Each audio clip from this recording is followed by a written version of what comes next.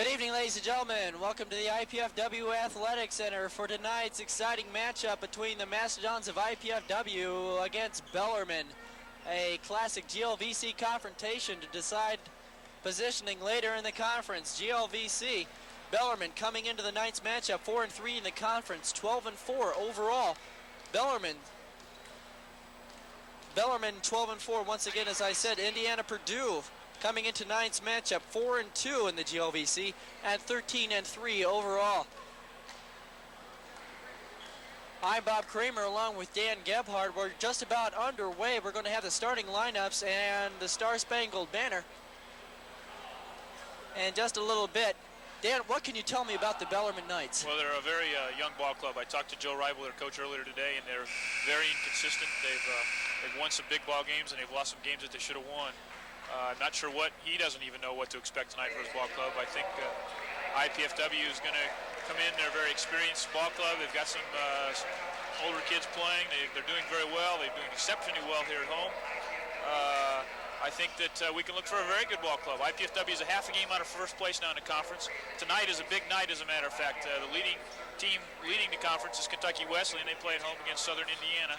So we're going to, I guess, follow through here with the starting lineups, Bobby. Starting with, of course, the Bellarmine Knights.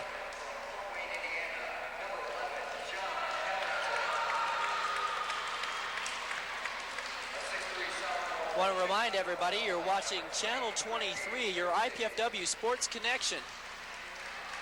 We have both lineups up here in the booth, and we'll quickly run through those. The expected lineups, what we have right now, number 20, you're seeing Reggie Bursey out there. We also have number 11, John Ellington. Ernest Marshall, Reggie Burley, and the 6'10 sophomore from Louisville, Tom Sherfranz. Well, and John Ellington, number 11's a Fort Wayne native, played at Northrop High School, so we've had some Fort Wayne flavor coming in from the visiting teams. A couple weeks ago we had Saginaw Valley, who had one of the graduates of Bishop Luers High School. Now they're introducing the IPFW lineup now, Bobby. Lawrence Jordan being introduced along with Steve Bard. They've got to be the keys for IPFW. Lawrence Jordan leading the GLVC in assists, and Steve Bard, an excellent outside shooter. John Bowe, the inside force, the space heater, along with Greg Davis. And of course, the leading scorer for the Mastodons, Bruce Rowland. Do you think Bellarmine's size is going to come into to play here? I think that's going to be, it certainly could be a factor. It'll be interesting to see exactly what happens. We're getting ready for the national anthem, Bobby.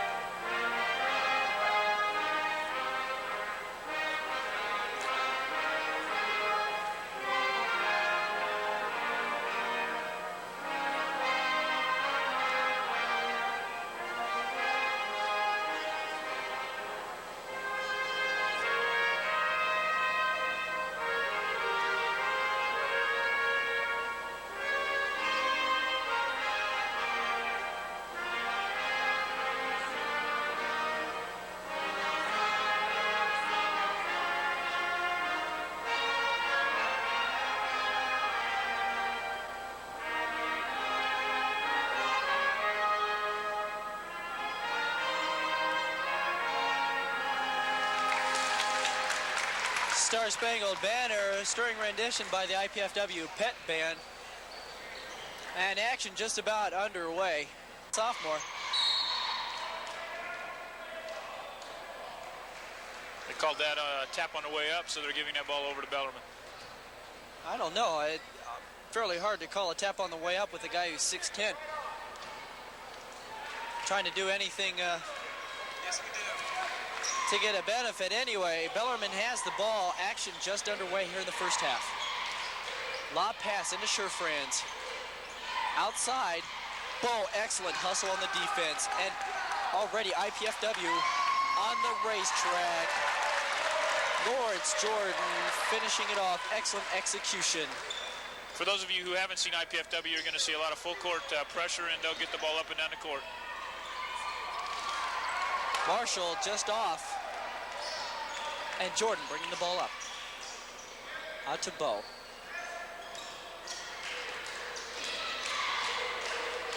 Being closely guarded by John Ellington. Just a freshman from Northrop. The local product. Bo out to Rowland from three-point range. And that's good, and he lights the twine. That's going to be a big key, Dan, to get Bruce Rowland his points. If he's going to be an offensive contributor, he's got to start early. Well, we lost 3 of the last 5 games, and speaking to Coach Andy Piazza, he felt like part of that problem was we weren't getting Rowland involved in the offense too much, so he's moved him down lower and back into the middle, even though he's only a 6'3", 6'4". But plays a lot taller as Bellarmine is short on that shot. Jordan forcing the ball up, but excellent defense by Bellarmine. Number 22, Brandy Monks, tapped the ball out of bounds.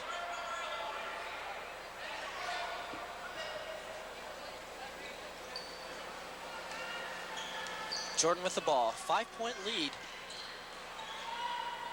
Minute and a half into the contest. Davis out to Rowland. Rowland from 3 again, just off. And Jordan with a reach-in foul. His first, team's first.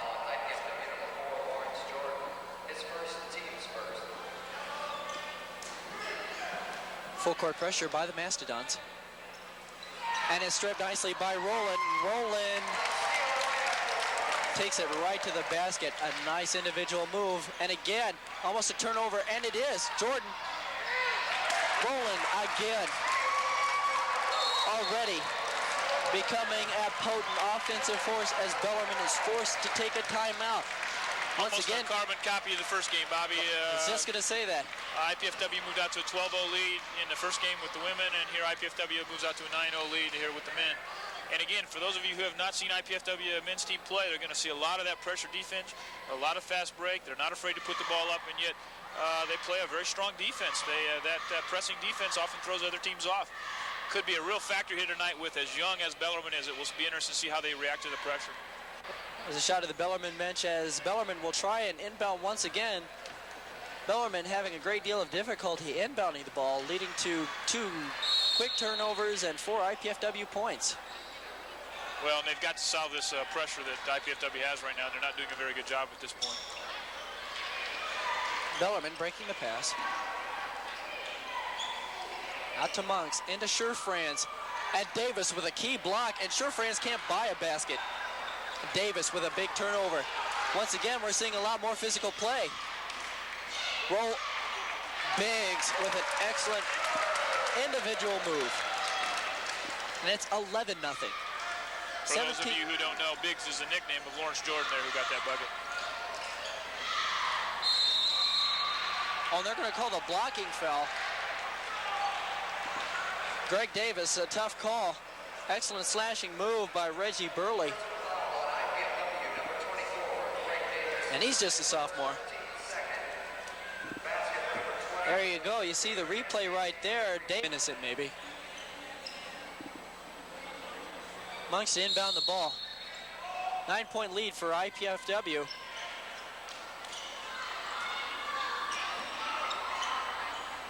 And excellent work on the inside by Bellarmine.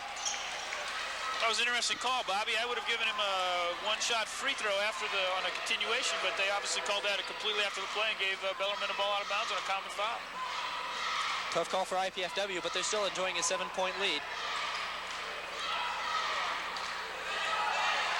Bellarmine starting to put on some pressure of their own here. I think Bellarmine's starting to find their wind just as well. Rowland working his way free. Nice pump fake with the head and ball. Gets the defender up. And Rowland is having a spectacular evening so far.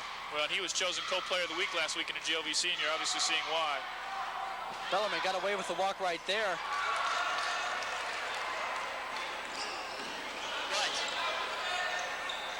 Bard with the ball. High lob pass to Biggs. Oh, what a move. A great entry pass, and Bo finishes it off with an excellent move to the basket. Slam dunk. And again, IPFW pressure. They're smelling blood here at the Mastodome. And Jordan, again, with two of his own. 17-4, looking to try and make this into a blowout. Another strip by Roland Davis. And Roland is fouled on the way up. Excellent defensive pressure on that full court press, causing a world of trouble for the Bellarmine Knights. Well, their inexperience is showing. They're not handling the pressure very well here. IPFW's moved out to a 17-4 lead. Bruce Rowland shooting 2. And you're getting a real treat tonight. You're getting to see Lawrence Jordan. He owns many records here already for assists. Has an individual game, individual season. Has already his career stats, and he's only a junior, folks. And that's 10 points for Bruce Rowland already, and we've played less than 5 minutes. Less than 5 minutes, folks. Greg Davis out of the ball game for a brief breather as Lloyd Sargent comes in into the ball game. Excellent full court pressure by the Mastodons. Brandy Monks with the ball. They've just shut down Franz. The inside, oh, and a tremendous slam. Number 20, Reggie Burley, the sophomore from Chicago, put it in with authority. But still a 13-point lead for the Mastodons. 19-6 with 15:20 remaining.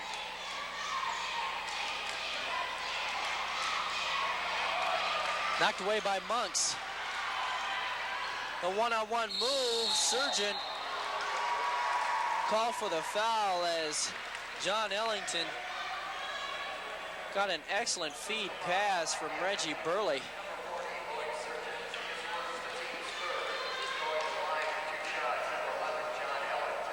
Well, IPFW had a mental mistake there at the offensive end, gave Bellarmine a 2-on-1 break, and they were able to get the foul, draw the foul. That was a good foul by Lloyd, at least. Stop the easy, too. At least make him earn it. An excellent foul indeed as he misses the back end. Nice defense by the 6'10 sophomore, Franz. 6'10 and only a sophomore, Bard from way out. Can't get the three-point, but Franz throws it right into the waiting hands of Bard. Nice strip by Ellington. And Jordan returns the favor by knocking it out of bounds. Still Bellarmine ball, 19-7, IPFW up. We've played just over 5 minutes and 10 seconds of basketball. First half action.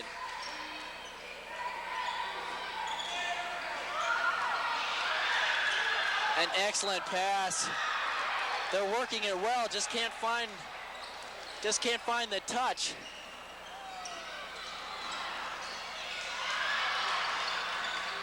I thought he stepped on the line. No call. Franz takes it by himself, and he misses the dunk. But the nice tap in by Ernest Marshall saves him. That's a 19-9 ball game. IPFW getting a little sloppy, Bobby. Things came so easy in that first 5 minutes here that they're just they've become a little lackadaisical and needed to get it back under control here. Bellarmine starting to find their wind. Bo out to Roland. He'll take the shot. And I think we can safely say Roland is playing like a man possessed. Substitution in for IPFW, Tim Vandervelt. And for Steve Bard. 21-9 your score. Out to Burley. He'll take the shot. He's fouled by Lloyd Sargent.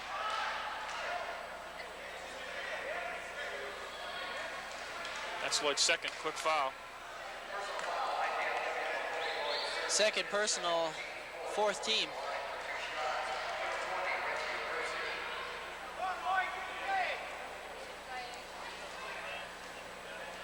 Burley at the line to shoot two. Makes the first.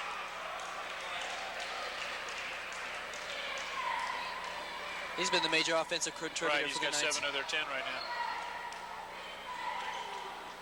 And that's 8 of 11. Pressure by the Knights. Jordan slowing it down. Out to Davis, to Rowland. And Burley with the rebound. A little out of control. Slows it down. Out to Monks. Burley for 3. That's just off the front end of the rim. And we'll see who the foul's on. Bob, even though Bellarmine's trailing by 10 here, they're playing a nice game. They're getting a lot of hands on balls, knocking a lot of things free, taking IPFW out of what it'd like to do, and keeping the ball alive on the offensive boards. Brandy Monks at the free throw line. Foul is on number 21, Tim Vanderveld. That's his first, the team's 5th. Already collecting 5, 13-20 remaining in the first half. I think you're going to see a lot of that. Andy Piazza and John Felsky, his assistant, will send a lot of players in and out. You'll see a lot of them picking up some fouls. So they play an aggressive style of defense, and you're going to get those slaps every once in a while. Jordan with the ball into Davis. IPFW losing their shooting touch. Out to Monks. That's off. Sargent and Burley collide for the ball. Last touch by the Bellarmine Knights as John Bowl check back in for Lloyd Sargent. A couple of tough minutes for Lloyd. 8-point lead for IPFW. 12:57 remaining. 21-13. Sure friends into Monks. Bow made him alter the shot, but Monks gets the deuce. Another turnover for IPFW. Bellarmine comes up with it. They're running and gunning. But Ellington throws it away. A little out of control. To take it up, are they, Bobby? I don't know. I think this is going to turn into a track meet before this is through. We could see a lot of points scored tonight. Got a prediction for us? No, I don't. Not right now. Let me do some calculations here, and I'll get back to you. All right, well, we'll go to the computer as we try to figure it out. And IPFW caught a break right there. I'll try and catch the replay, but looked like IPFW last touched it, but that fact evaded the down referee. Bard's into the ball game, along with Leonard Fox checked in there. There you go. Davis, excellent shot as he had to double pump. It's now 23-15. IPFW up by 8. The individual move just a little hard off the glass. Bow with the rebound. Fox will take it up court.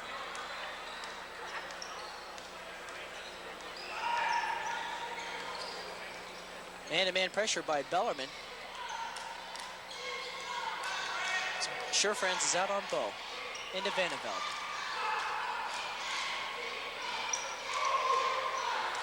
Could be a 5-second call.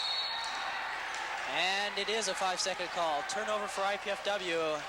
Coach Piazza really isn't happy with that one, and who can blame him? Well, I think what he's saying is everybody left Tim Vanderveld all by himself. Nobody came back to get the ball, help him out there, and that's why Tim had to take the 5-second call. Well, he had given up his dribble. That's going to be a problem when he does that. Excellent defensive pressure by Fox. Knocks it out of bounds.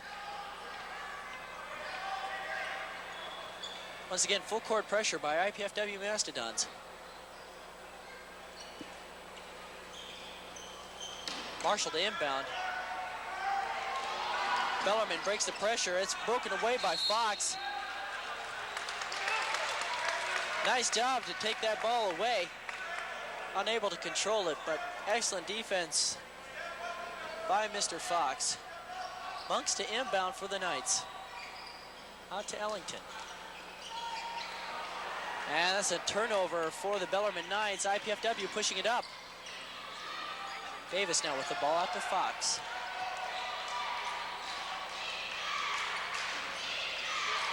Tough pass for Davis to handle. Last touch by IPFW, Bellarmine ball. IPFW doesn't look very comfortable right now, Bobby. They don't look very crisp, do they? Their offensive execution's really hurting them right now.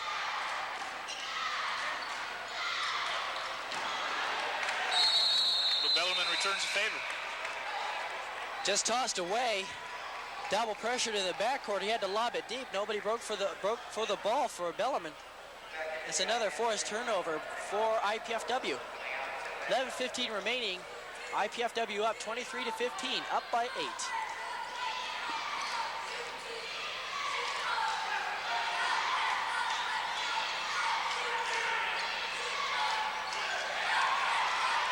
Bow with an errant pass, nicely taken away. Here's Ellington, dishes it off to Burley.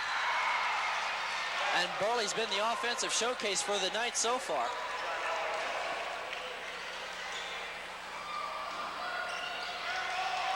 Fox pressured. Out to Bow. And there's a foul. And I think they're going to call that on Fox.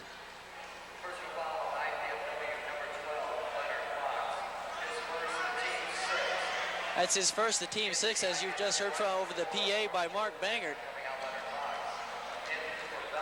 23-17, the next foul will put Bellarmine at the line in the bonus.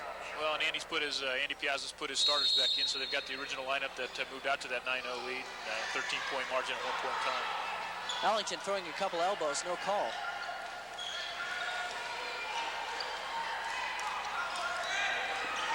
It looks like Monks just threw that away. He was looking for a breaking sure, friends. Not to be. Rowland takes it by himself, but there'll be a foul on Ellington as Rowland makes his move to the basket.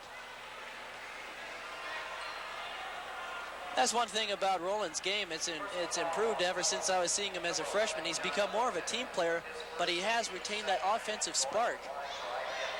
Bruce is a Division I player. There's no doubt about it. You get in this Division II league, particularly in a league like the GLVC, and you have a number of players who could play at the Division I level had they been recruited out of high school. He's just developed into a player. He's doing an excellent job. As I mentioned, he was the co-conference player of the week last week, and last year was, I believe, either player of the week or co-player of the week 5 of the 9 weeks during the conference season.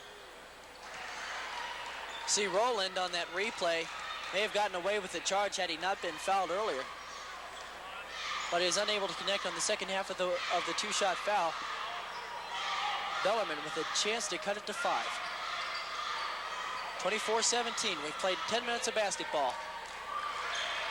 That's Brandy Monks again.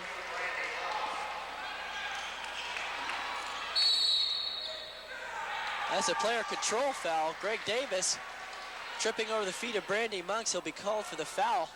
That'll send... No, it won't. They'll say that was the ball was in IPFW's possession, but what it does do is it puts them at the 7. Yes, they are. Yeah, they are. I thought that was going to put him at the bonus. I stand corrected. As you see right there, Davis was backing up, just got his feet tangled up with Brandy Monks. Substitution for the Bellarmine Knights, number 32 into the ball game. Brian Fletcher, a 6'7" junior from Princeton, Indiana. Brandy Monks at the line, shooting a 1-on-1. And he makes it. If you're wondering, Bellarmine has committed just 2 fouls this first half. There he is, Brandy Monks, a sophomore from Louisville, Kentucky. And he connects on both. It's now a 3-point lead. Bellarmine climbing back into this one.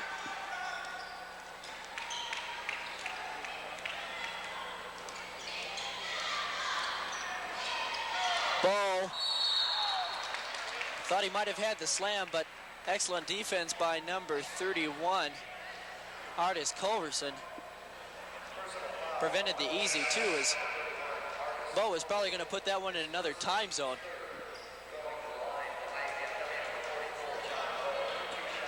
Sargent going to check back into the ballgame for the Mastodons.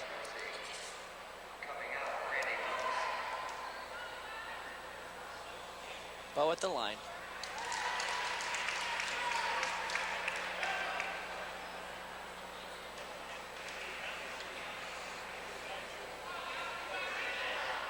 And makes both.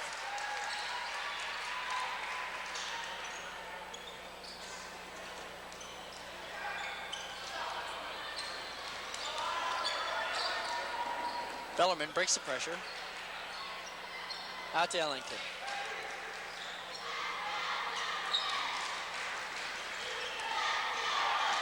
Excellent defense by Rowland, knocking the pass. Excellent patience by IPFW. I think an earlier ball club probably would have put that ball up as soon as they could, using excellent patience. Rowland with the ball. Into Bo. Two-man game. Bo with the left hand. And I believe he's fouled by number 31, Artis Culverson again. That was a very smart offensive series right there for IPFW. They kicked the ball in, kicked it back out, kicked it in, kicked it back out, kicked it back in one time before John went to the basket and was able to draw the foul on Culverson.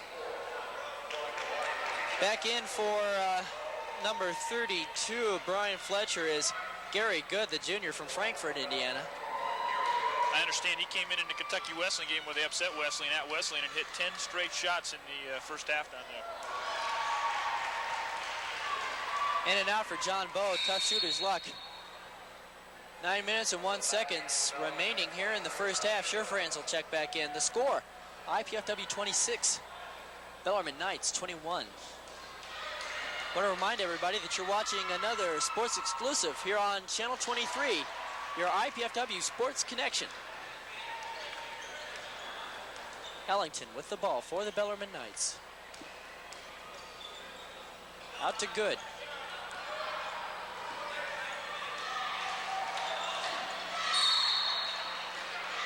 And Rowland picks up his first foul. Unfortunately, that'll send Bellarmine to the line. Dan, just a quick check over the statistics. How good is a free throw shooting team, Bellarmine? Bellarmine is shooting from the free throw line 72.5%, and IPFW shooting 74. Neither one a very good shooting ball, free throw shooting ball club. We look good on that one. And Jordan with the ball.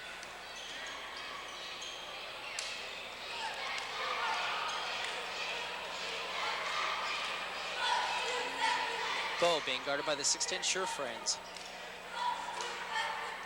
Out to Sargent. He's short. Rebound Bellarmine.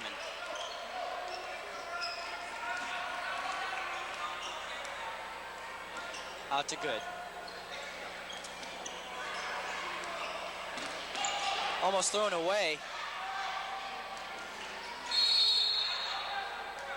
Traveling is the call, IPFW. Couple of substitutions in for Bellarmine. Number 12, Keith Miller from Cincinnati, and of course, Brandy Monks. See a shot right there of Miller. Here's Coach Piazza and his assistant coach, Andy Felsky. Fairly pleased with what's been going on so far, but maybe a little disappointed with his offensive letdown. Well, I think so. I think that's true, but defensively they're still playing well, and Bruce Rowland is having a very hot hand. So. How many points is that for Rowland? I've got him so for 16 here in the first half. Full court pressure, once again. Bellarmine has made the adjustment, so and is able to, has been not having as much trouble with the press as they had originally.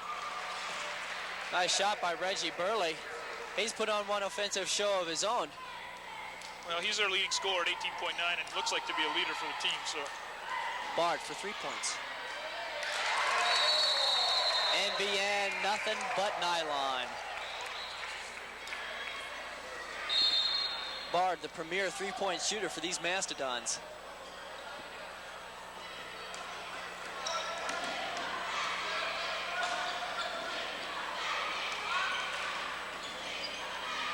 Burley beats Rowland to the basket. This is the Burley and Rowland show. It's a shame you need 4 other guys. Bo with the walk. Excellent call. Bo a little out of control. And Greg Davis will check into the ball game for John Bo. Although he had that latest miscue, Bo's put in some good minutes. Well, we talked about the size that PFW is giving away, and they need that strength inside. Bellarmine does not appear to be a real strong ball club, so. Sure, Franz, that'll be an easy 2. they've cut it back down to 4, Bobby, to 31-27. 6:53 remaining, as Dan said. 31-27, 4-point lead. Bellarmine whittling away what was a 9-point lead at one point. Excellent hustle on the floor. Good comes up with it for Bellarmine. Tried to do too much on that. Good.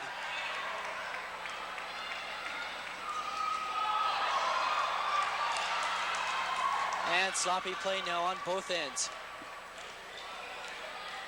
Thought they had the numbers on that. Couldn't come down with it. Good with the ball now. Out to Monks. Miller. Out top to Burley. Trying to work Surefrains in for some action. 3-point shot just off by Burley. IPFW controls the rebound. 5:44 remaining. IPFW holding on to a 4-point lead. You're watching another sports exclusive, Channel 23.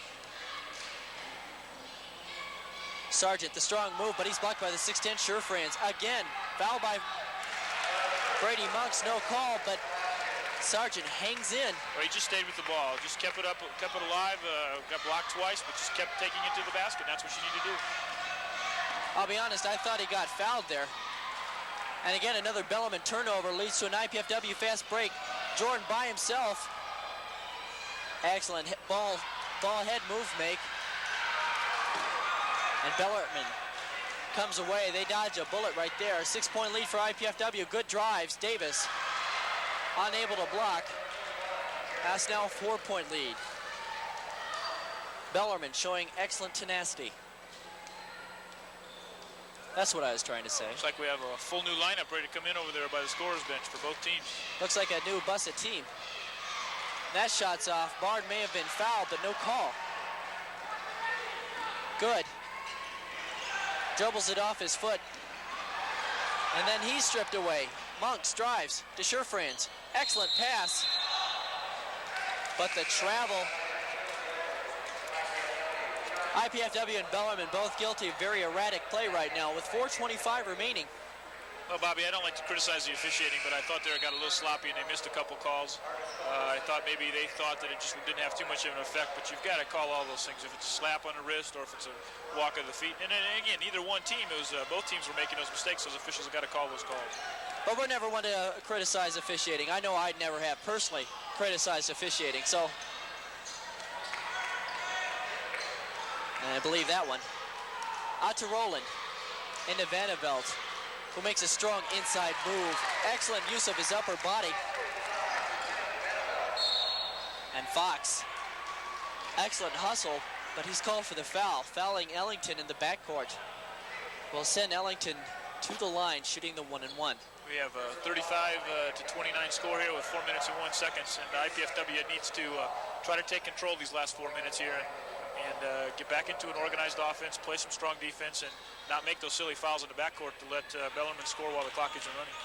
You see the replay right there, the excellent move by Vanderveld, and of course the subsequent foul by Leonard Fox. Ellington hits the front end. The freshman guard from Fort Wayne, Indiana, from Northrop. And he gets both of them. Full court pressure by the Knights. They may get a 10-second call, but they get the turnover instead. Bellarmine with the ball. Out to Monks.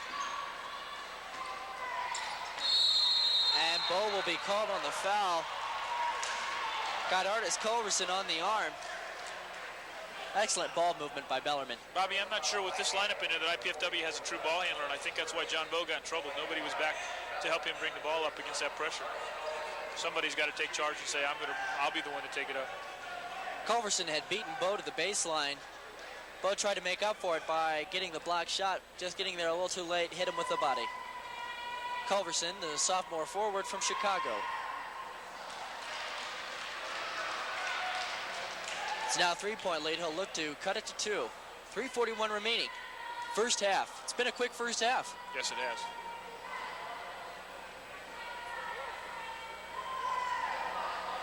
And off with that one. It's still a 3-point lead for the Mastodons. Fox with the ball. It's last touched by Marshall.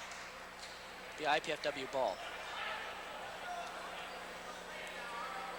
Benevelt, shot there. Looking to inbound. Little trouble there. Gets it into Bow. Rolling around on the floor a little bit. Culverson comes up with it out to Ellington. Ellington, excellent move. Gets the 2. Davis almost coming up with the block. Fox out to Vandervelt. Sloppy play there by IPFW as Vandervelt bounced it off Bo's feet. Well, they've lost their composure here. They jumped out to that early lead and really haven't played well since that first spurt of about 17 points. 34-35, you see Lawrence Biggs Jordan there. 34-35 with just over 3 minutes remaining. First half action.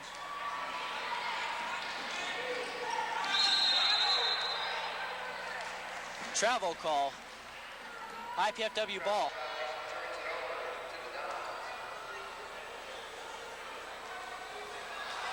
Jordan, having just checked into the ball game, bringing it up.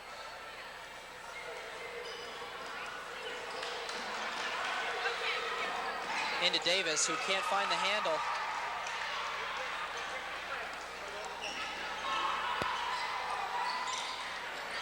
Into Culverson, excellent move. Great pass to Monks to free him. As Bellarmine takes its first lead of the ball game, 36-35.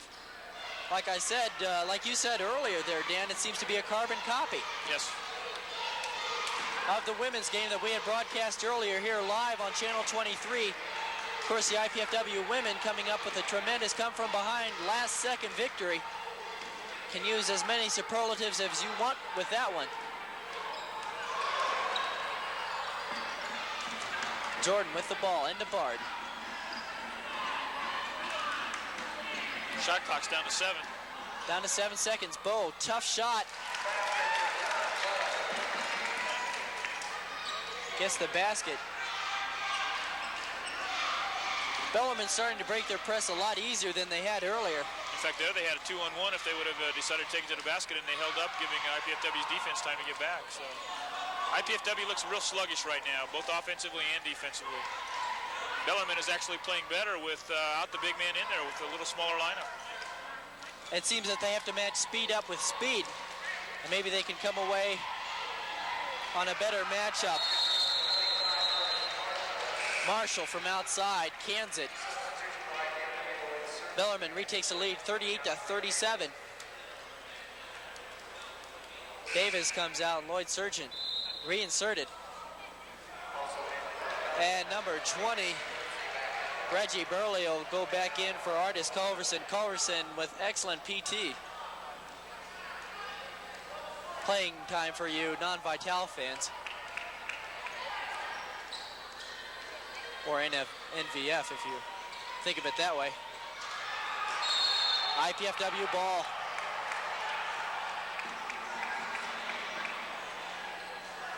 IPFW not very cohesive. The Mastodons not able to run a very coherent offense. Not getting good shots.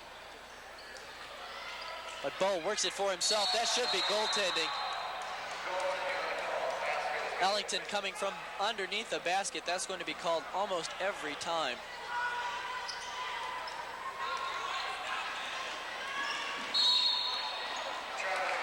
And he'll be called for a traveling. Burley unable to control himself with the ball. And we have 1:05 remaining here in the first half. IPFW clinging to a 1-point lead, 39-38. Out to Sargent, passing it around the perimeter.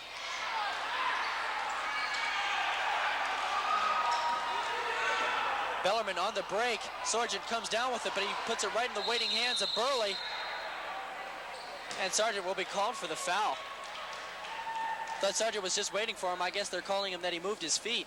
Lloyd did a no, I think what he did was, I think he used his hands. He did a real nice job getting that bound off the missed shot, but instead of looking for a good outlet, just tried to dump it real quick to the short man, and Bellarmine stepped in, and then I think Lloyd put his hands on. That's Lloyd's third quick foul, so he'll sit out the rest of this the next 42 seconds of this first half. Again, that's tough luck for the junior from Saginaw. In his place, Eric Johnson, number 41, the 6'5 junior from Norris City.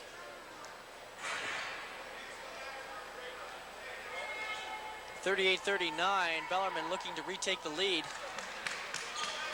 but won't do it with missed free throws. Well, I'd guess they're not hitting it. They're 72.5% tonight. They're not shooting very well from the free throw line tonight. 42 seconds remaining here in this first half. Shot clock off. IPFW will look for the last shot as Burley unable to can both of them.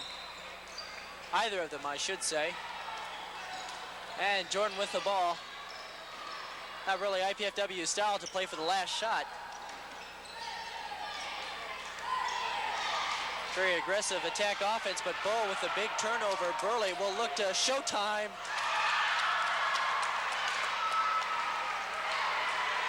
(18 seconds remaining. Bellarmine with a 1-point lead. Now IPFW will look for the last shot. 10 seconds. Out to Johnson. They have 5 seconds. Out top to Bo. And that's another turnover with one. He throws it up. And that's the end of the first half with the score.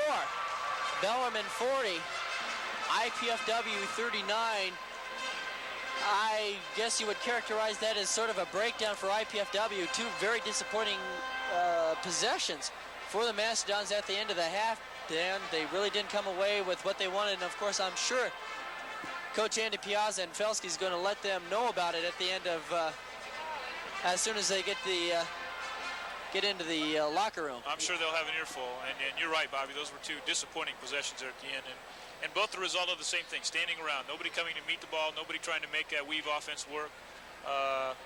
Both times John Bowe was involved above the free throw line. You can't have your center handling the ball that much above the free throw line without getting some movement underneath with some of your littler guys, and it just wasn't happening.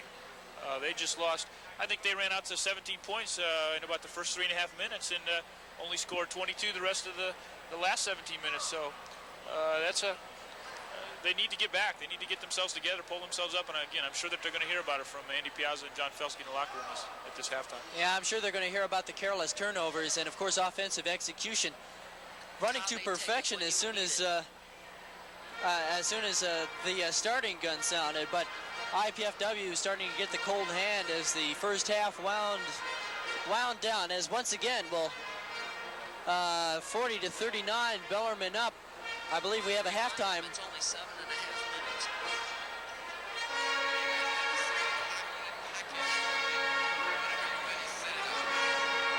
Okay, we've just gotten word from the studio. We're ready for halftime interviews, pre-taped with our Channel 23 sports crew. We'll take you to the studio. We'll see you back for second half action here on Channel 23 Sports.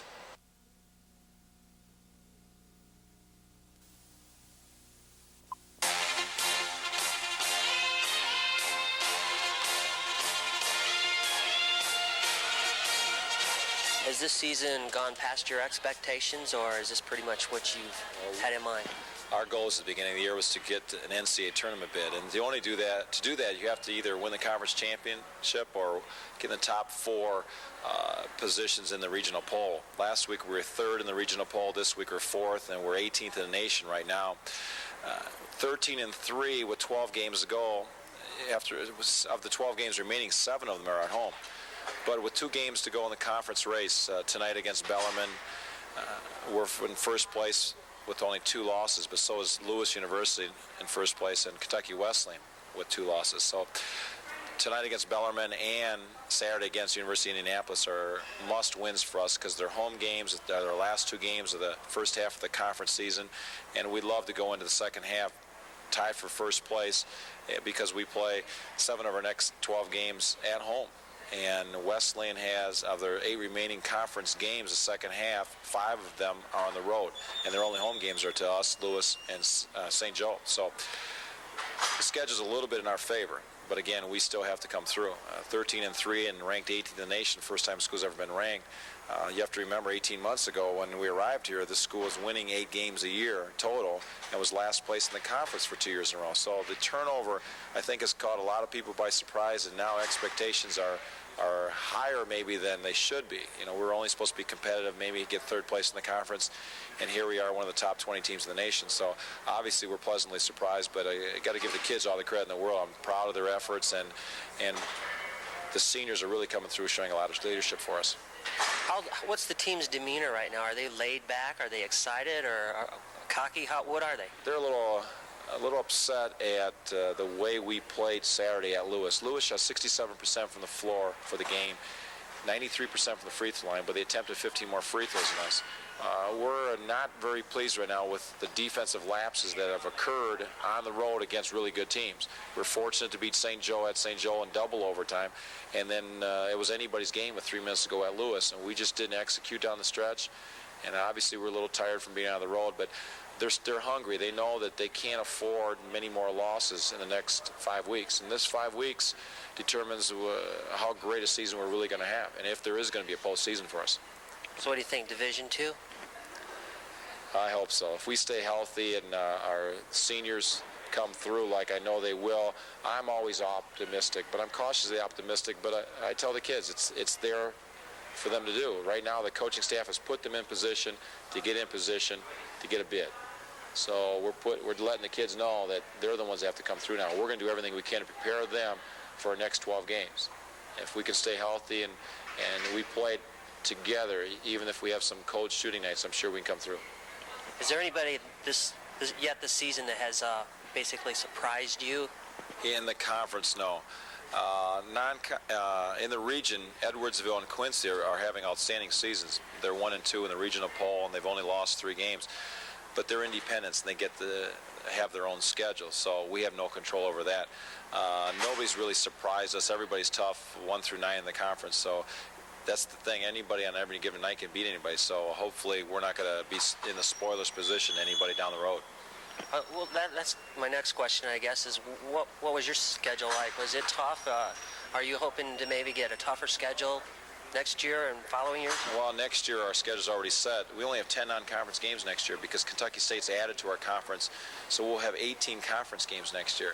And we're pretty well set on conference. We have our regional schools that we play and a couple Division IIs that we play, plus our own tournament here. So there's not really going to be a whole lot of change in the schedule as far as for next year. But 2 years from now, who knows what we're going to do. Okay, thanks a lot, Coach, and good luck. Thank you, Craig.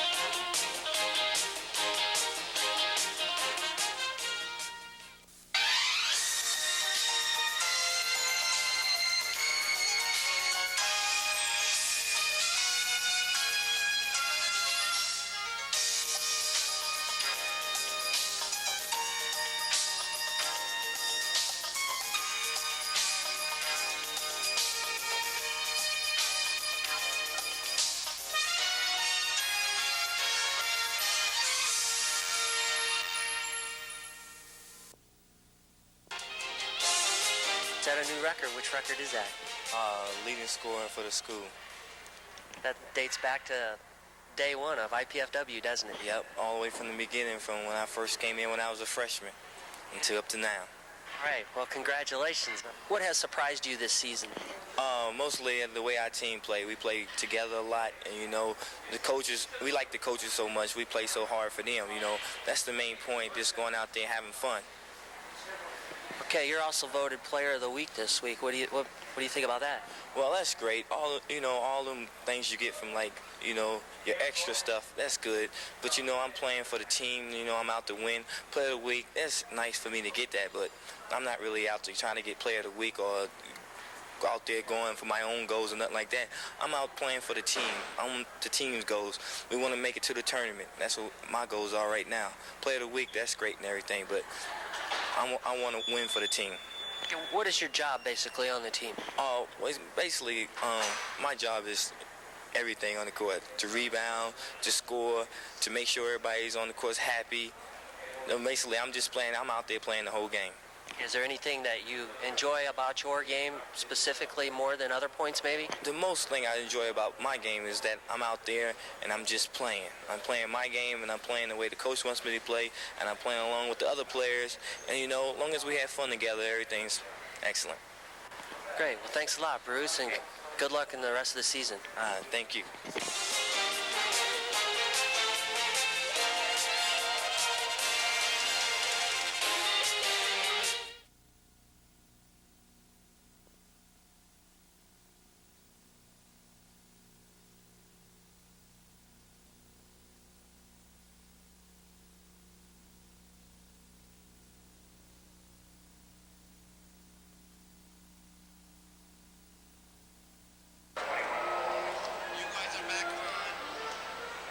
And welcome back for second half action here at the IPFW Athletic Center. I'm Bob Kramer, along with Dan Gebhardt. Once again, here with Channel 23 Sports exclusive.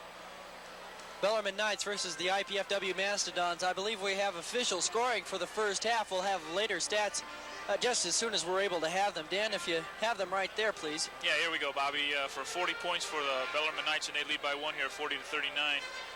John Ellington, the Fort Wayne native, has 5.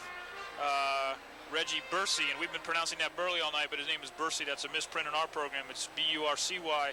Leads the Bellarmine Knights with 16 points and is playing just a tremendous game. Gary Good has 2, came in off the bench and scored 2. Brandy Monks has 8.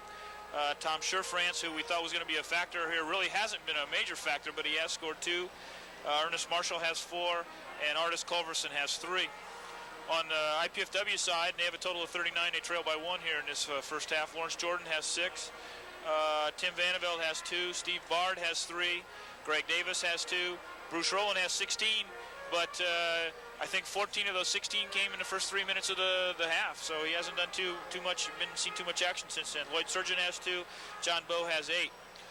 On the personal foul side, nobody really in trouble for either team except for maybe Lloyd Surgeon on IPFW. Bellarmine only had 4 fouls the whole first half, 1 each for Ellington, Marshall, Culverson, and Fletcher.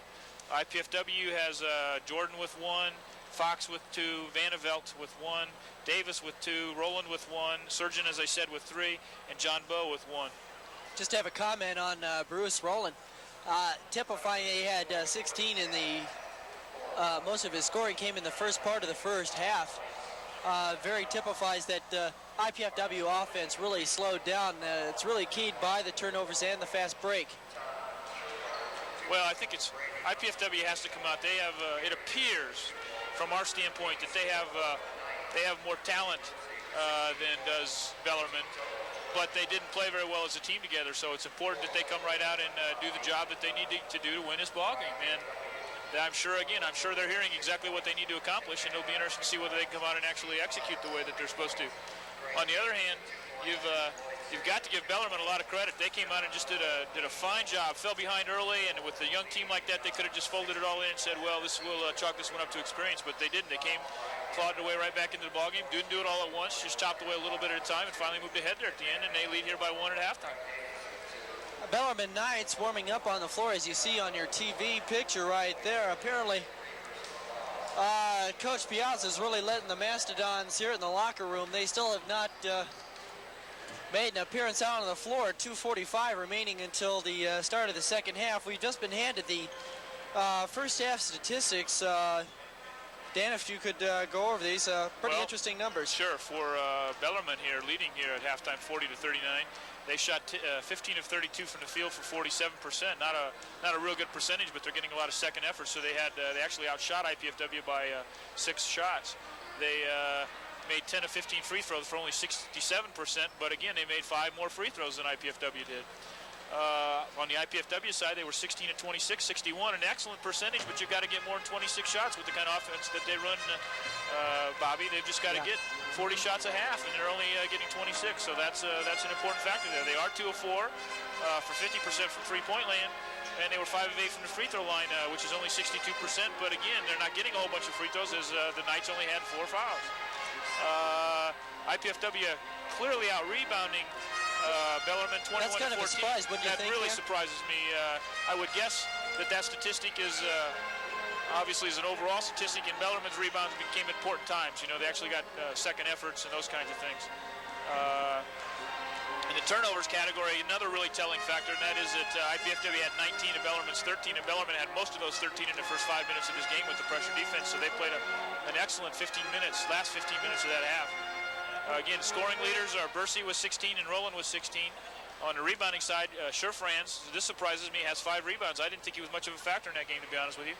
But Surgeon has 8 off the bench, didn't play a whole bunch of times, got a lot of rebounds, and Roland has 5. The only person in foul trouble is Lloyd Surgeon with 3. Yeah, getting back to what you were saying about the turnovers, Bellarmine really hasn't gone to a full-scale pressure defense. That's kind of surprising that they have 19, mostly coming off IPFW's own mental mistakes, which is probably what Piazza was talking to them about at the first half. Well, just about trying to get underway here in the second half. More exciting action here at the IPFW Athletic Center. This is the, of course, second half of a 2-game doubleheader. Of course, what else could it be? Here at the Athletic Center, brought to you exclusively by Channel 23. I'm Bob Kramer once again with Dan Gebhardt, bringing you more exciting action. Just about underway, 22 seconds remaining. Bobby, this is real important. IPFW is, as I said, a half a game out of first place in the conference, and they've already lost 1 game at home to Kentucky Wesleyan. They cannot afford to lose another game at home, and they need to obviously win some games on the road, but we mentioned the same thing with the women. It's in this league, you just have to win at home. You're going to get beat up on the road. There's some real tough places to play, so you've got to just have to do well and win here. And so they've got to come back and play strong offense and play defensively like they started out that first half, and see if they can't climb back in this game and move ahead.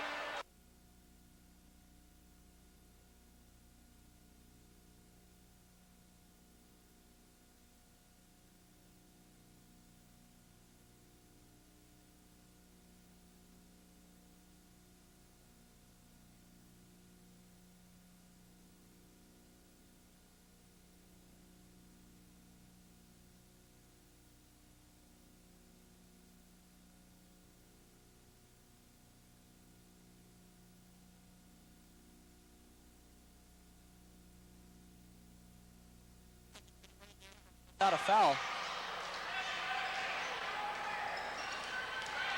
Bellarmine coming up with the least bound, and Bursey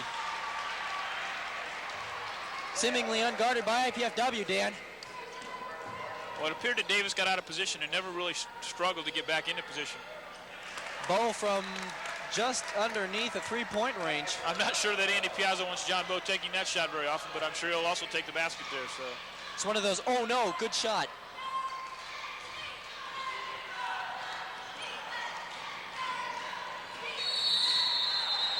Excellent defense by IPFW. John Bowe denying the ball to Scherfranz. But Bobby, they just appear to be 1/2 second behind every time, both offensively and defensively. That's the kind of the thing they typically pick up. Somebody knock it free and somebody else would get it. And here we can't quite pick it up, and the same thing's happening offensively. We're 1 step behind. Well, I think the thing is happening is that IPFW isn't getting a whole lot of the free balls that have been on the floor, as Bursey makes another excellent move. The guy's having a career night tonight.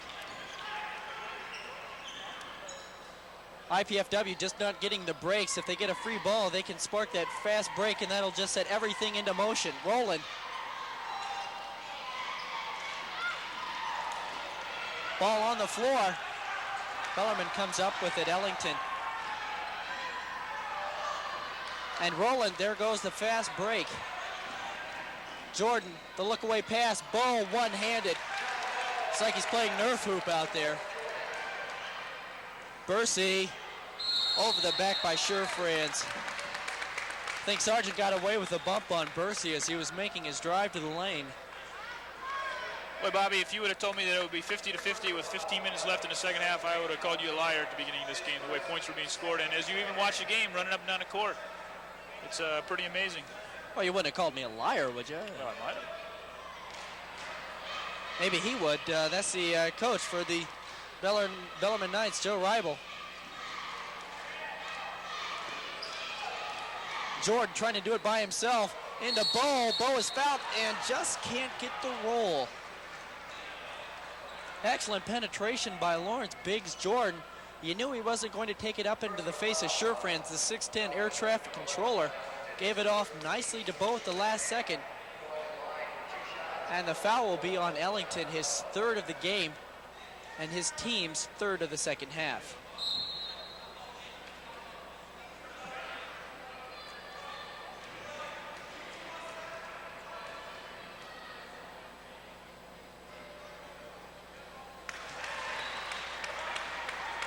And IPFW takes a 1-point lead with 15:36 remaining.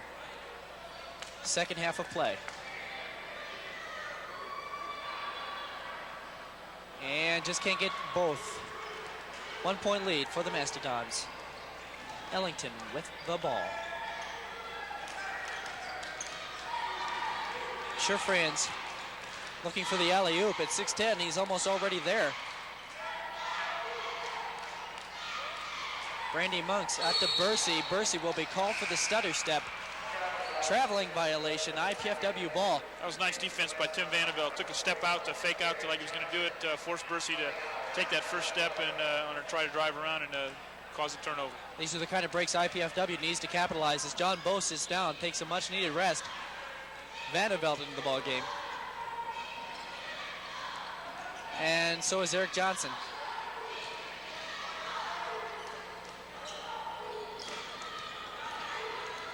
Excellent job by number 25, Ernest Marshall. Sargent will take it from the free throw, and that's going to boost the young man's confidence. Lloyd Sargent, he's had a tough time as of late, but that's got to bolster it. I'll tell you, Sargent is hitting 74% from the field, and the only reason he's not in the statistics of the conference or the NCAA is he hasn't been able to take enough shots per game. As Sherfranz, as we look up, hammers that one. Thankfully, the backboard didn't break. I don't think Sherfranz has got the strength to do that, but breakdown of IPFW defense. Piazza looking to find some answers to counteract the 6'10" Sherfranz. Score 53-52. IPFW holding on to a 1-point lead. Excellent play by number 31, Artis Culverson. First knocking the ball up into the air and then forcing Vanderbilt to touch it last, slapping it off his outstretched arm. Vanderbilt will go out, and Greg Davis back into the ball game.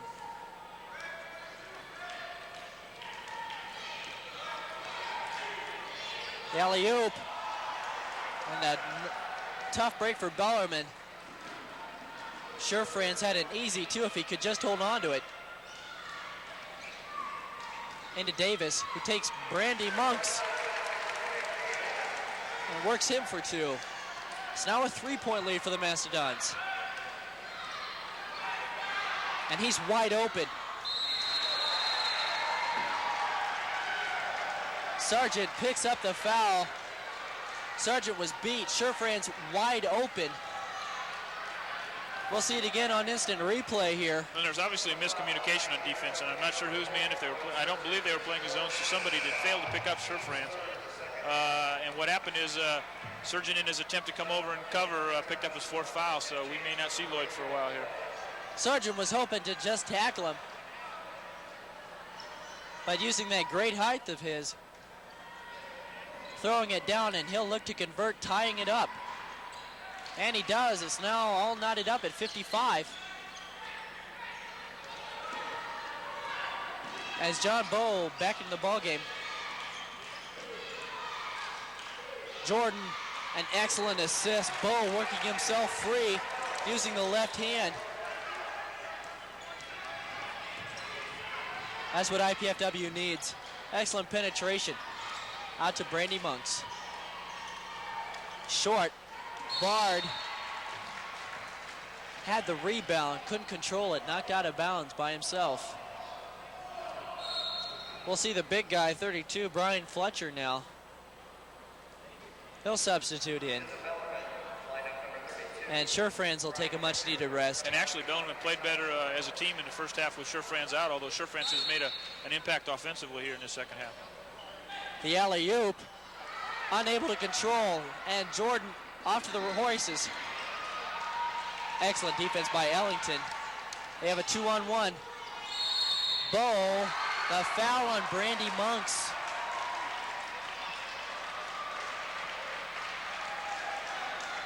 And Bellarmine will look to take a 1-point lead, 13:15 remaining.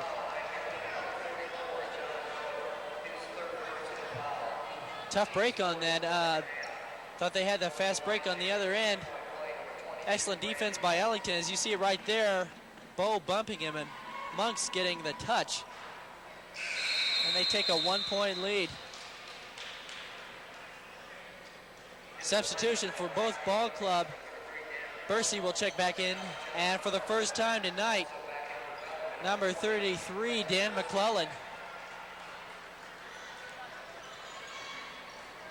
Well, surprisingly, Bobby, IPFW is the one that looks fatigued at this point, and they're doing much more substituting than is Bellarmine, so it really is surprising here that they're the ones that are looking fatigued at this point in time. Bursey picks up his third. Almost came away with a turnover. Looks like he may have hit his knee. He's trying to work it off. Monks out of the ball game now, replaced by Marshall. And IPFW down by 1. Action very close here in the second half. Into Davis.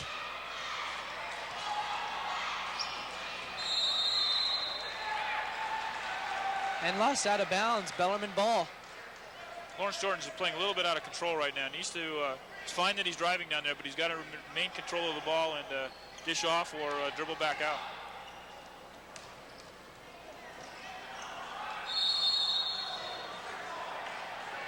Fletcher with an excellent pump fake, got Davis to leave his feet. He gets a foul. That's IPFW's 5th, I believe. And that's Davis's 4th. Davis's 4th. There you see it there on your screen. Bursey to inbound. Into Fletcher. Fletcher throws it up. And that's a foul on McClellan.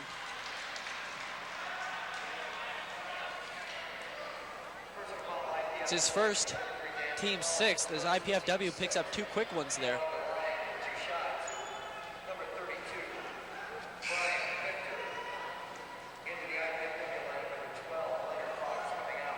Fox now checking into the ball game for Lawrence Jordan. It's Victor.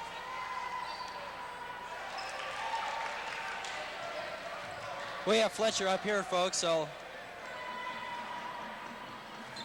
we'll try and have that corrected for you as soon as possible. It is indeed Victor. Apparently we're having some trouble with our program up here.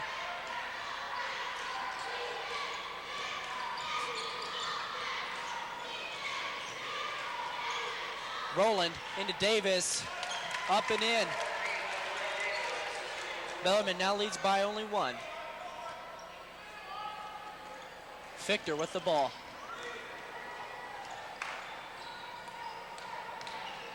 Out to Ellington.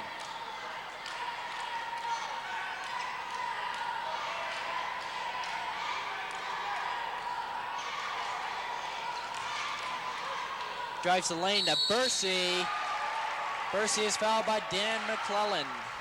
And right now, IPFW is not playing very intelligent basketball.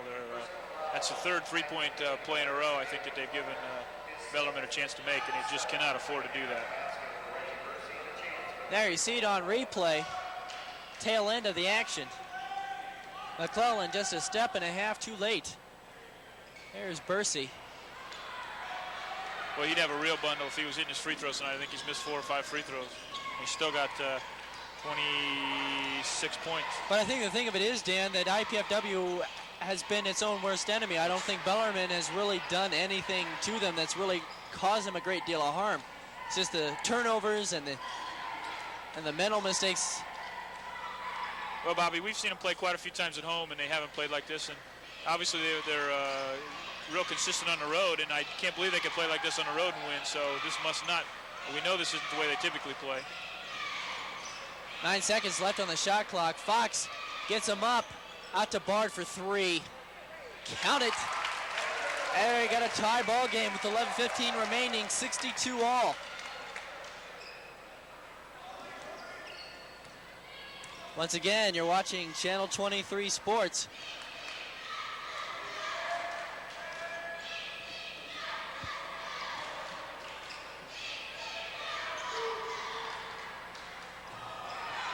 And McClellan with a big rebound. Fox to Bard, who drives. And if that's Bursey on the floor, and it is, he'll be charged with the blocking foul. And that's only his second. I thought he had more. You see there on the tail end of the action, both players hitting the floor very hard. Thankfully, no permanent injury. Greg Davis keyed that. He blocked a shot at the other end, was rebounded by McClellan, a quick outlet and down the floor, and came up with 2 free throws here by Steve Bard. That's IPFW's game, though. They work on that transition. That is the major strong point for the Mastodons, as Bard you see. now has 10, Bobby, and that's his first shot other than a three-pointer. Got 3 3-pointers and a free throw. Nice job.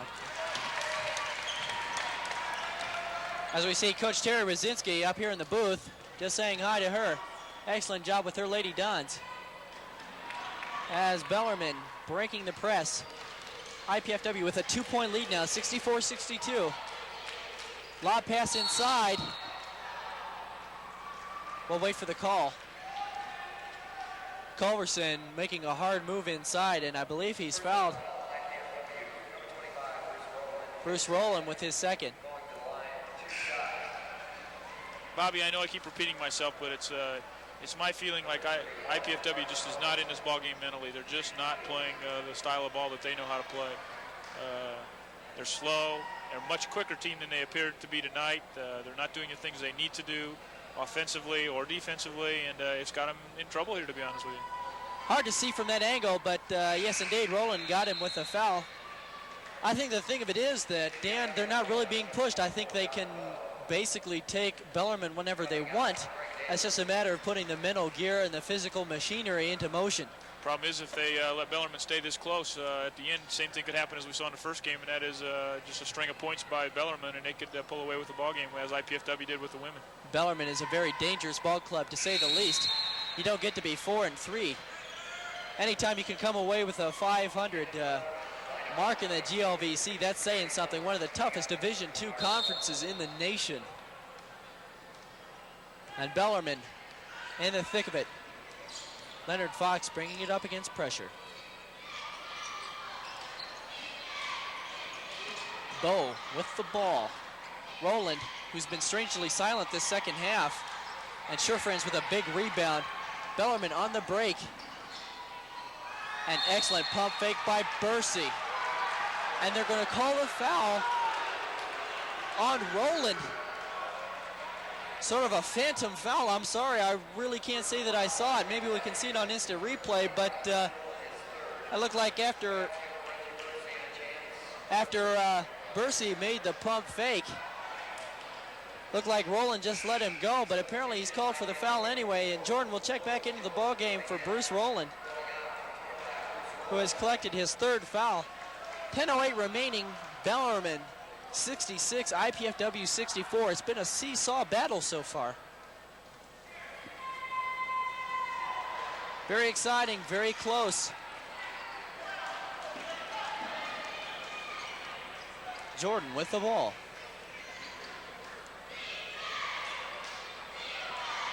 Working it around to Bard. Excellent ball fake into Bow, who's going to take it to the big man. Gets the 2, 66 all. It's all tied up. 9 3/4 minutes remaining. IPFW needs to dig down now and show that inner strength they've got.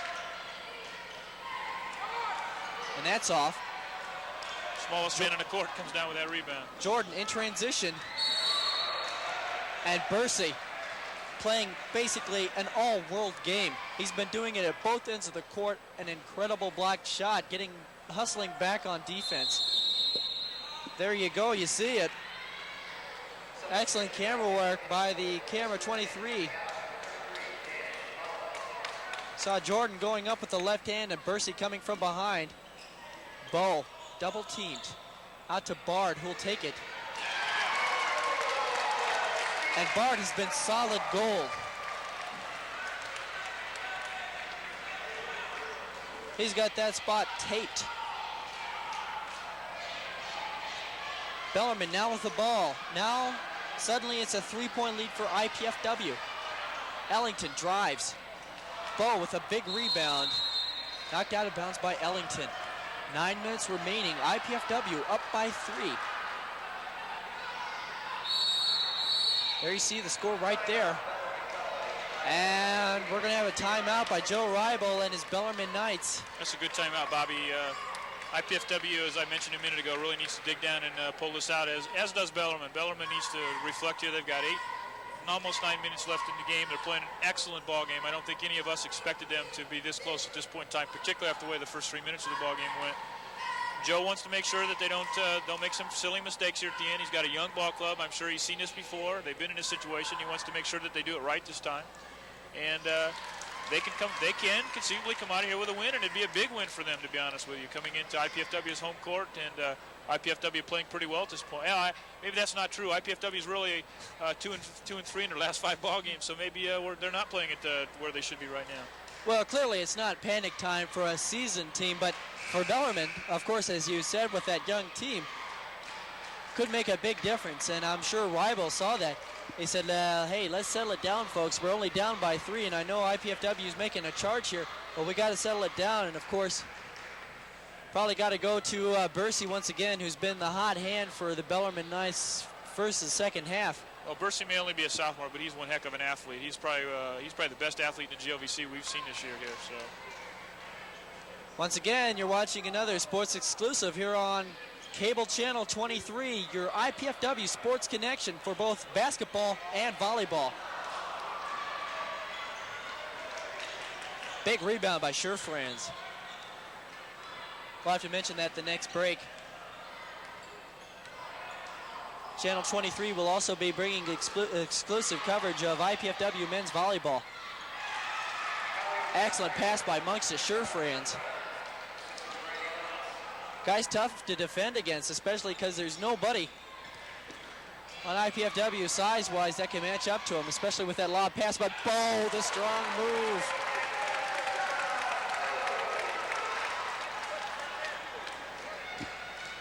Bo has quietly accumulated 19 points. I wouldn't have guessed that he had that many points. A very quiet but a very strong 19. Once again, it's a 3-point lead. And I believe they're going to call Sherfranz for the push. 71-68, just under 8 minutes remaining.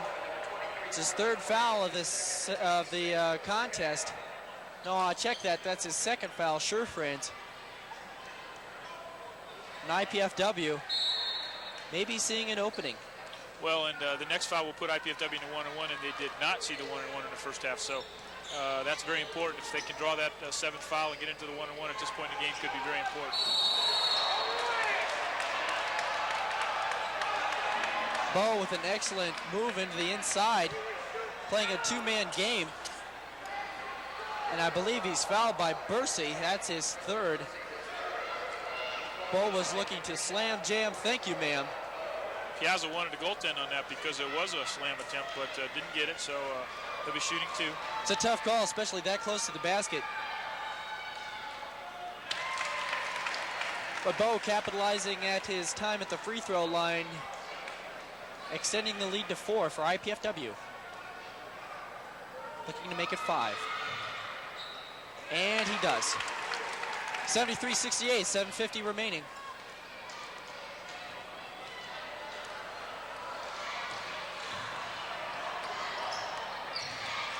Ellington. The backdoor cut. Too high to handle for Bursey. And they're going to call Bo for the reach-in foul.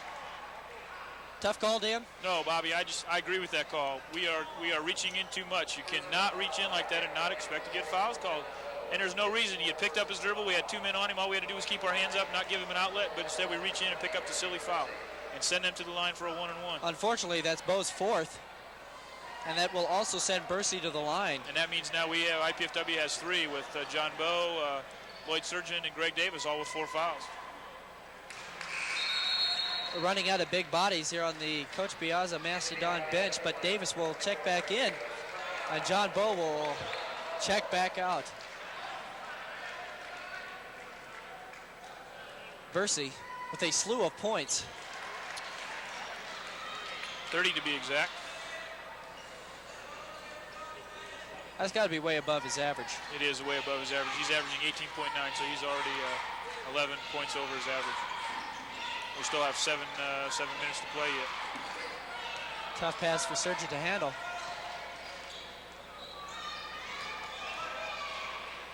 Plenty of time on the shot clock. 7:07 remaining. 3-point lead for IPFW. Still plenty of time on the shot clock. 16 seconds remaining. It's almost an eternity for IPFW.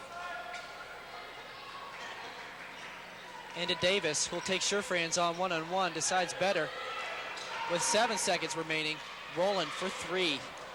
Just off. Davis with a big rebound, though. He'll take it back up. Sherfranz with a big block. And IPFW caught a lucky break there. I thought it was last touch by IPFW, but IPFW will retain possession, still clinging to a 3-point lead.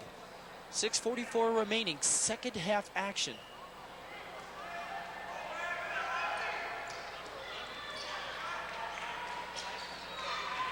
Fox might have gotten away with one there. Rowland. Bruce isn't setting up and facing the basket. He's turning quickly and firing the ball instead of not taking that nice jump shot like he can. Thought he was rushing his shot needlessly. I thought he had plenty of time, but then again, I'm not out on the floor. Steve Bard will check back into the ball game for Leonard Fox. Leonard Fox, excellent time put in by the freshman. I believe he's a freshman. He's a junior transfer, excuse me. New to the IPFW program, but still a junior nonetheless. Bursey out to Monks.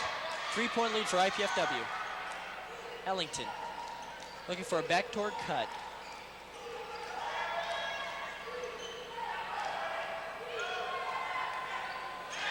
And that's a 3-point shot that lights the twines. 25, Ernest Marshall. And we got a tie ball game once again, Dan. 73-73, back and forth. It's a tug of war out there. Well, IPFW is certainly playing like a contending ball club right now, but they're doing just enough to stay even or ahead, and Andy's going to take that, I'm sure, tonight, although I'm sure that they'll work on whatever. Excellent save by Steve Bard, but it'll be over and back. Tough break for the Mastodons, as Bellarmine will look to take the lead. But that's really another unforced error, Bobby. We've been talking about that the whole second half. That was really not forced by Bellarmine's defense. IPFW just was foolish and carried us with the ball. Bellarmine will look to capitalize.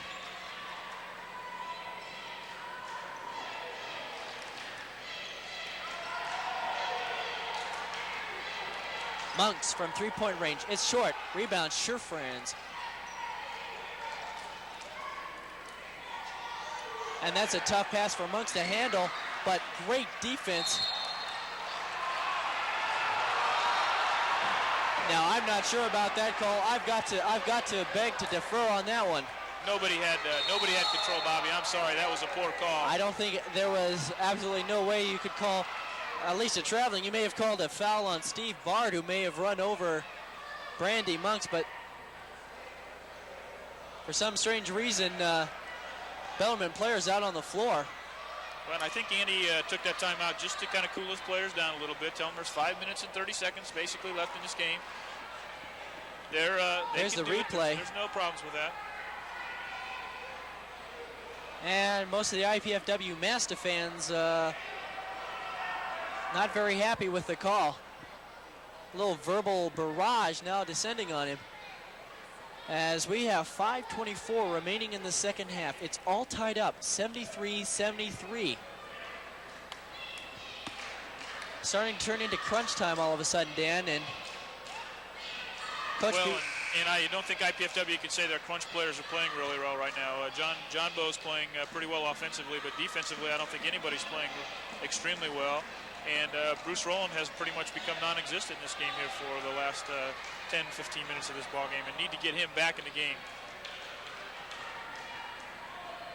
It's been a tough road for Rowland so far this second half. After lighting up the twine very nicely in the first half. Very hard pressed to score now as Marshall scores. Davis right back at him, but Surefriends with a big rebound. Not a smart shot. Thought they pushed it. They thought they rushed it a little bit too much. Plenty of time. 5 minutes left. Bellarmine with a 2-point lead, 75-73. The backdoor cut. Excellent defense by Rowland. And it was off the thigh of Bursey. Those two guys are playing up around the top of the backboard. And Bo is back into the ball game. He'll be playing with 4 fouls. It'll be interesting to note if Bellarmine notes that and will attack him down underneath with Surefriends and probably Bursey. Jordan with the ball. 4:50 remaining. Down by 2. IPFW. Bo trying to get the lean in, but Rowland puts it back up, and he is fouled. There's Piazza talking to Davis.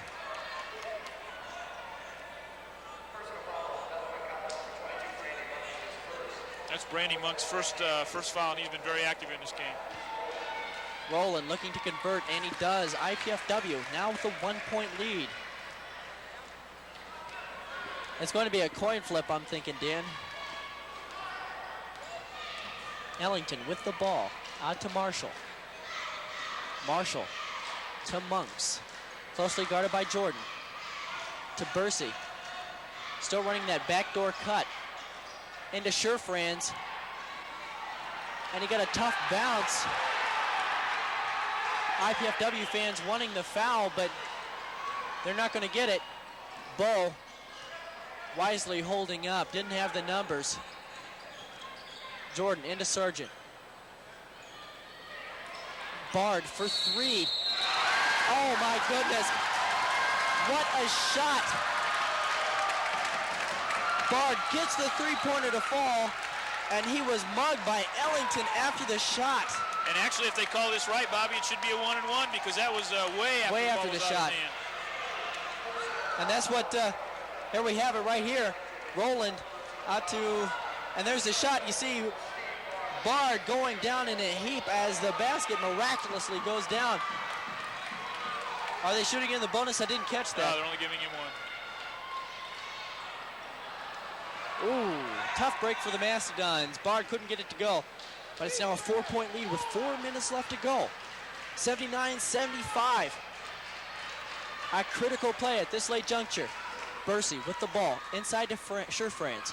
Bo unable to defend as Surefriends takes the 2. I think they are aware that Bo and Surgeon both have 4 fouls, so they're going to stuff it inside there to Surefriends and Monks and Bursey.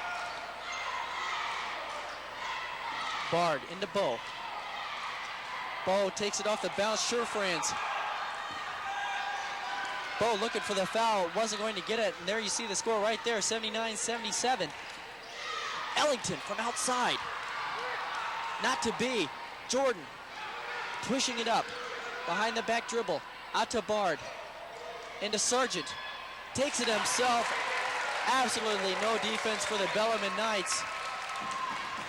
Fatigue starting to play a part in that? Yes, I believe it is. In fact, I'm surprised it hasn't taken a part before this. Andy's been able to do a lot more substituting with his key players than Joe Rival has. Bursey's been on the court, I believe, every minute of this game, as Ellington has played pretty close to every minute of this game. So they've got to be getting tired in this kind of a seesaw battle like this. So I think that, yes, that's certainly a consideration. 81-77, just over 3 minutes left to play. IPFW needs to come out and run their offense, play strong defense for the next 3 minutes. Bellarmine, on the other hand, needs to go back to what they were doing right, and that's getting the ball inside. They've got IPFW's big men in foul trouble. They're going to pretty much be unmolested if they take the ball inside, and so that's what they've got to do. They trail here by 4. For 3 minutes, they will have the ball, trying to cut it to 2. But as we've mentioned over and over again, this is an important ball game. With a win tonight, IPFW can move into a tie depending on what Kentucky Wesleyan does tonight at home against Southern Indiana. And Southern Indiana is a very good ball club, so Southern could beat Wesleyan. There's some other big games around the league tonight. Lewis is playing at Northern Kentucky, and Lewis is also is half a game behind Kentucky Wesleyan. So IPFW with a 4-point lead, just coming out of the timeout. You know, Bobby, Bellarmine's played almost 2 different halves here. They went with a smaller lineup in the first half to get back into the game, and they've gone with a bigger lineup here to stay in the game, and they've done a good job with both types of offenses. Bellarmine working it around the perimeter, looking to clear out for Sure-Franz. Hoping to give Bo. Excellent call. Ellington looking for the entry pass, bounced it off the side of the backboard. Surgeon unable to control. Foul by Bard. We'll send Sure-Franz to the line. It'll be a sure 1-on-1. And that's Steve Bard's first. Foul, yeah, we just got the confirmation. First foul of the night. 2:44 remaining. IPFW with a 4-point lead. Sure-Franz at the line. And he makes it. Sure-Franz with 14 points on the night. Looking to make it 15. And he does. 81-79. Full court pressure by the Knights.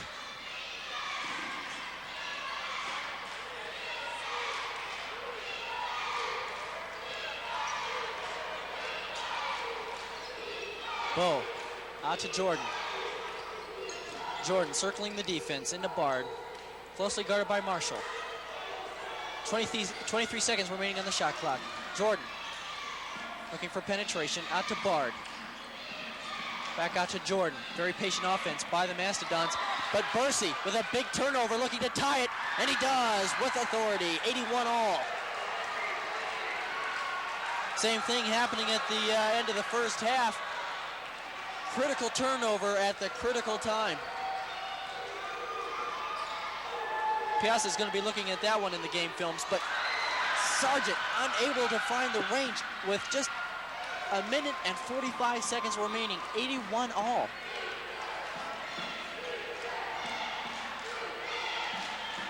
Ellington with the ball. Bellarmine looking to recapture the lead. They'll look to the big man, or they'll go to Bursey. And they go, the lob pass. Surgeon had to follow him. That was a smart foul by Lloyd, smart foul. No doubt about it, but unfortunately, that's Lloyd's 5th. And he's out of the ball game with 1 minute 26 remaining. Tough night for Lloyd. Ended up with, how many points there? We got 6 points for Lloyd tonight. 5 fouls. And Piazza's going to put a little ice water in the veins of Sure-Franz. It's 81 all. I'll tell you what, Bobby, Sure-Franz didn't impress me very much in the first half, but he certainly played a strong game in the second half. Well, they weren't really looking for him, though. I mean, if you got Bursey, who's lighting up the twine from just about everywhere, including the concession stand, you really don't need to look for the big guy. But IPFW's got the ball, and Sure-Franz does not appear very strong, but he's certainly taking his lumps inside there and going up strong. He's hit his free throws and has done a real nice job in complimenting Bursey. Bursey's got 34 at this point, by the way. He's playing just one heck of a ball game. Seeing there on your screen, the Bellarmine cheerleaders. Want to remind the folks that IPFW athletic events coming up in the coming weeks and months now. Dan, you're You're very well aware of that, being the assistant athletic director. What's coming up here at the Athletic Center? Well, Bobby, we just had a great tournament this last week in volleyball with USC, Penn State, Ohio State, and ourselves, and we did very well in it. You're a volleyball player. I want to congratulate you on the fine effort you guys gave this weekend. Thank you very much. You're traveling to Penn State to play in a big tournament this weekend to meet two of the top 10 teams in the country, so we'll see just how well prepared you are. I believe next Wednesday night here at the Athletic Center, Ball State comes in, and we have yet to beat Ball State in volleyball ever, and I know that you're as excited about beating them as I am, so we're looking forward to that. And in March, after some additional home basketball games, we have a big tournament coming up with Santa Barbara, the volleyball tournament coming up with Santa Barbara, East Stroudsburg, and Ball State coming in here March 24th and 25th. Of course, that's Louisville, Kentucky, not Kentucky Gia, as Sure-Friends cans it. 81-82. Bellarmine with the lead, 1 point. Sure-Friends at the line, looking to hit both. And he does. It's a 2-point lead for the Knights. IPFW with a critical possession right here, Dan. Lawrence Biggs Jordan with the ball. Who do you think they'll look to? Roland? Bo? Well, I think either one of those two are the key players right now who need the ball, but they can't afford to make mistakes here. They've got to score a bucket here. Last touched off Bursey's foot. 1:11 remaining in the contest. IPFW down by 2.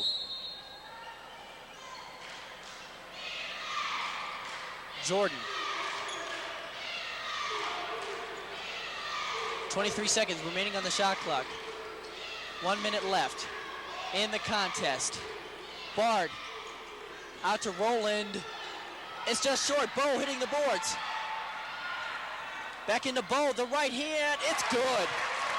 It's all tied up, 47 seconds remaining. And there is a 1 second differential on between the shot clock and the game clock. 38 seconds remaining in the game. Bellarmine with a chance to at least tie. Well, IPFW needs to play defense here. They can't just sit back and let Bellarmine run time off the clock and get the last shot. They need to play strong. Don't foul, they just need to play defense. Mounts with the ball. 16 seconds remaining on the clock. And they call timeout. With 11 seconds remaining in the ball game. It's all tied up. 83-83. IPFW tied with the Bellarmine Knights. Well, we're going to have a ball game just like we had in the first one, Bob. It's going to go right down to the wire here, and hopefully it'll go the way that the first one went, and that's IPFW coming away with the victory. But it's going to be a tough one here. Bellarmine's in the driver's seat right now. They can take this the last 11 shots, get a shot, maybe 2. They can take it down far enough that IPFW really can't do very much if they miss. And that's not a bad way to play. Plus, they've been very strong inside. So in my estimation, that's exactly what I'd do. I'd work the ball around for about 3 or 4 seconds, try to force the ball inside, either get the foul or get the easy bucket. And I'll tell you who I wouldn't put on that line right now. I wouldn't put Sure-Friends. He's hit about 6 or 8 in a row here in this last 5 or 10 minutes from the free throw line. Yeah, that'd be the boy I'd go to. 6'10". He's played a remarkable second half. We see a shot of the IPFW Athletic Center. He'd be the person I'd go to, and if not him, I'd probably go Bursey on a 1-and-1 move, maybe try to isolate him against the Mastodon defense, probably go right at Bo with 4 fouls. Well, but I don't think that's really going to make a whole lot of difference with 11 seconds. See, on the other hand, IPFW can't just afford to sit back and let him take a shot. They've got to play some defense. It almost appears as they're playing a zone, making sure the ball doesn't go inside. And here we go. 10 seconds left. 8 seconds left on the shot clock. Ellington drives. He'll shoot. And it's good. 4 seconds left. They'll say there's 3 seconds left on the shot clock. 85-83.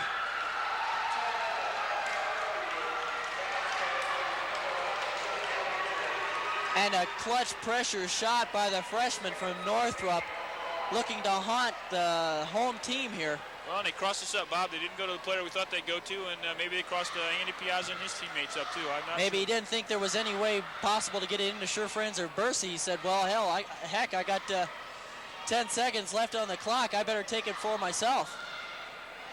Well, it's going to take pretty much a miracle here, and obviously, again, it's possible, just as we said in the first game, but it's going to be very difficult to get that ball to up to shot range if they could. And I'm not sure how many timeouts they have left, but if they could get a half-court pass and call a second timeout with very little time expiring on the clock, that would obviously be beneficial to IPFW, but I'm not sure that, I don't know how many timeouts they have left right at this point. 3 seconds left as they reset the clock. Got to give Bellarmine credit. They came in, played the ball game. You know, they were down by 13 to 15 points early in the game and just did what they had to do. They fought and scratched and did everything. IPFW a couple times had a chance to pull away and just wasn't able to do that. It'll be desperation time for the IPFW Mastodons, being called out of their huddle by the referees. And here they come. They're going to try one last charge up that hill. I've seen them practice this kind of play. And they're going to call a timeout, I believe, Bellarmine, just to see what was going to happen. Yeah, I think Andy Piazza called that, as a matter of fact. I think he wanted to see defensively how Bellarmine was going to set up so they could set up their offensive play. A couple times in practice, I've seen them work on this. They've tossed the ball the full length of the court, try to get it to one of the men to take underneath or get fouled on the shot. Well, that would probably be their only prayer right about now. Well, they've dug themselves a hole here, and we'll see if they can get themselves out.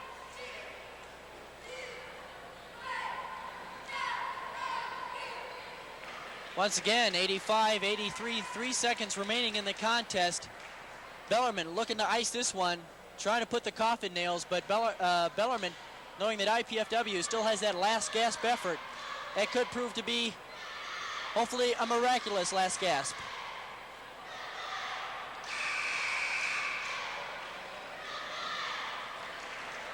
Being called out of their huddle once again. And here we go, folks.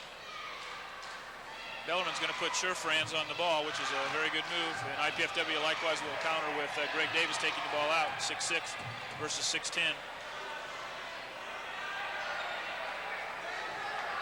Where's Ahmad Rashad when you need him?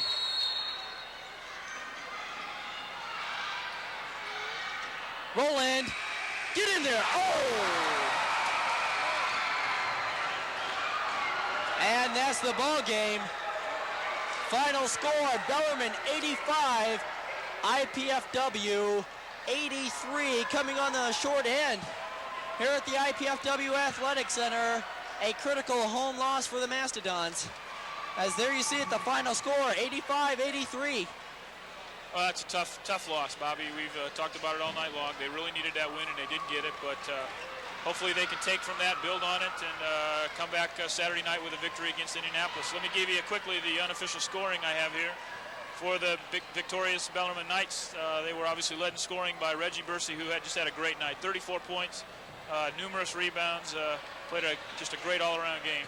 John Ellington, who hit that last second shot with 3 seconds left on the clock, ended up with 7. Gary Good ended up with 2. Brandy Monks ended up with 11. Tom Sherfranz had 17 after only having 2 in the first half. Ernest Marshall had 7. Artis Culverson with 5. And Brian Fichter with 2 for a total of 85. For the losing Dons of IPFW, ended up with 83. Lawrence Jordan had 6. Tim Vandervelt with 2. Steve Bard with 17, and I believe 5 of those were three-pointers. Greg Davis had 6. Bruce Rowland had 23 after 16 in the first half, was limited to 7 in the second. Dan McClellan did not score. Leonard Fox did not score. Lloyd Surgent was 6 before fouling out. Eric Johnson did not score, saw limited playing time. John Bowe came on very quietly but very strong at the end and ended up with 23, and Sam Long did not get in. I think the tale of this game is the fact that Bellarmine got down early but came back and scratched their way back into the ballgame and did what they had to do. For a young ball club, I'm sure Joe Rival's got to be real pleased right now.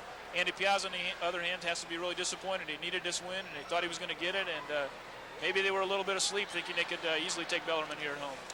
Well, IPFW, once again, they'll drop down to 4-3, and Bellarmine will go now to 5-3 in the GLVC Conference. Indiana Purdue now at 13-4, running into trouble as of late, as Bellarmine will also climb to 13-4. Once again, for the final wrap-up, IPFW coming out on the short end tonight here at the IPFW Athletic Center. No last-minute heroics by Bruce Rowland as the three-point try came just in and out of the rim. Final score, I believe, was 85-83. 85. 83. For Dan Gemphardt and the rest of the IPFW technical crew, the Channel 23 sports exclusive of IPFW basketball, I'm Bob Kramer. Good night, everybody.